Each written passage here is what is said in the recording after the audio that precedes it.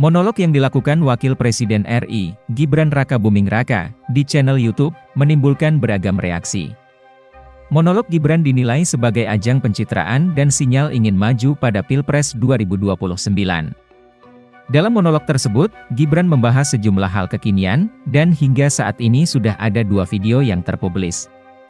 Video pertama membahas soal bonus demografi dan tantangan Indonesia dalam memanfaatkan potensi generasi muda serta menyinggung keberhasilan film Jumbo karya anak bangsa.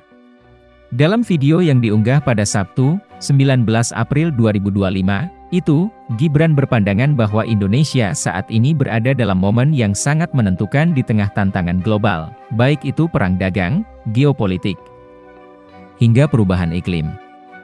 Dia juga menyinggung, lebih dari separuh atau sebanyak 208 juta penduduk Indonesia pada kurun 2030 hingga 2045 akan berada pada usia produktif. Menurut Gibran, ini merupakan peluang besar dan kesempatan emas untuk mengelola bonus demografi. 3 hari berselang, pada Selasa, 22 April 2025, Gibran mengunggah video monolog keduanya yang mengangkat soal kebanggaan atas pencapaian timnas Indonesia yang berhasil lolos Piala Dunia U17. Bukan hanya diunggah di media sosial YouTube, Gibran juga mengunggahnya di akun media sosial Instagram pribadinya Gibran_Rakabuming. Langkah Gibran yang tiba-tiba membuat 2 video dengan tema populis lantas mengundang pertanyaan, terlebih Gibran merupakan sosok yang jarang tampil dan berbicara di muka publik meski sudah 6 bulan menjabat wakil presiden. Pengamat politik UIN Syarif Hidayatullah Adi Praitno berpandangan, video monolog yang dibuat Gibran ini merupakan salah satu alat agar Gibran tetap eksis di panggung politik, khususnya dalam menghadapi pemilihan presiden 2029. Tentu ini sebagai upaya dari Gibran supaya tetap berada di spotlight yang selalu menjadi arus utama pembicaraan bahwa dia itu adalah seorang pemimpin yang memang sangat layak untuk diperhitungkan, terutama untuk di 2029, kata Adi saat dihubungi, Selasa, 22 April 2025. Makanya Gibran itu sudah mulai aktif memberikan statement-statement politik, imbuh dia. Menurut Adi, hal yang dilakukan oleh Gibran wajar karena banyak tokoh politik yang juga sudah menyiapkan ancang-ancang menyambut 2029 dengan menyebar narasi politik, melakukan kerja-kerja politik, dan menggelar kunjungan politik. Oleh karena itu, Gibran dinilai harus menciptakan momentumnya sendiri lewat video-video monolog tersebut. Apalagi, selama ini Gibran kerap diremehkan publik karena jarang tampil di muka umum dan seringkali hanya menghadiri acara yang sifatnya seremonial seperti mengunjungi sekolah untuk membagikan susu gratis. Jadi kalau Gibran juga tidak menciptakan momentum dengan salah satunya menciptakan narasi-narasi besar, ya tentu bisa kebalap oleh figur-figur lain gitu, kata Adi. Adi tidak memungkiri, posisi Gibran saat ini memang serba salah karena setiap tindakannya kerap mengundang reaksi negatif dari publik. Namun, setidaknya lewat monolog tersebut, Gibran dapat menunjukkan diri bahwa ia adalah wakil presiden RI yang paham dan mampu memproyeksikan Indonesia di masa yang akan datang. Memang tidak gampang jadi Gibran ngomong salah, tidak ngomong pun jadi salah, tapi secara prinsip ini kan sebagai upaya untuk menciptakan bagaimana membentuk politik itu terus pada Gibran sehingga Gibran itu menjadi spotlight pembicaraan soal 2029, imbuh dia.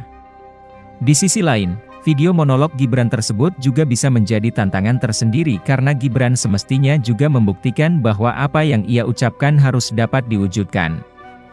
Apalagi Gibran kini adalah orang nomor 2 di Indonesia yang dianggap punya kekuatan kekuasaan yang juga bisa mengakselerasi semua kebijakan-kebijakan.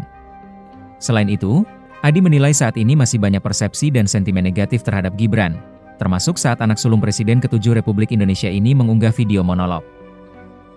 Akan tetapi, dalam politik ini adalah hal wajar dan tidak perlu dimasalahkan karena setidaknya Gibran sudah mampu mencuri perhatian publik meski mendapat sentimen negatif. Oleh sebab itu, Gibran juga memiliki tantangan lain untuk mengubah agar sentimen negatif yang ada bisa diubah menjadi sentimen positif. Menurut Adi, hal ini juga bisa diubah apabila Gibran mampu mewujudkan setiap omongannya ke publik. Bagaimana caranya? Itu yang mesti dilakukan oleh Gibran, semacam tantangan apakah bisa omongan Gibran itu jadi bukti gitu loh, tuturnya. Peneliti senior Pusat Riset Politik Badan Riset dan Inovasi Nasional Lili Romli pun mewanti-wanti bahwa video monolog Gibran dapat dianggap sebagai pencitraan semata oleh publik. Menurut Lili, anggapan itu dapat muncul karena publik menilai kemampuan Gibran berbicara secara langsung di muka umum tidak sebaik dengan penuturannya di video monolog. Seperti diketahui, bila berbicara secara langsung, tidak sebagus bicara secara monolog tersebut. Tentu kalau dianggap negatif, dianggap angin lalu saja, dianggap bagian dari pencitraan, kata Lili kepada Kompas.com, Minggu, 20 April 2025. Namun, di sisi lain, video monolog Gibran juga dapat menjadi modal sosial dan politik bila memperoleh sambutan positif. Lili, penyampaian melalui video monolog sengaja dipilih Gibran sebagai strategi untuk tampil aman sekaligus membangun citra. Format monolog yang diambil oleh Gibran mampu menghindari risiko salah ucap. Sedangkan tema-tema yang diangkat dalam monolog itu erat kaitannya dengan generasi muda. Lili melanjutkan, video monolog itu juga menunjukkan bahwa Gibran tengah berupaya mencuri perhatian publik karena seorang wakil presiden umumnya sekadar menunggu tugas dari presiden.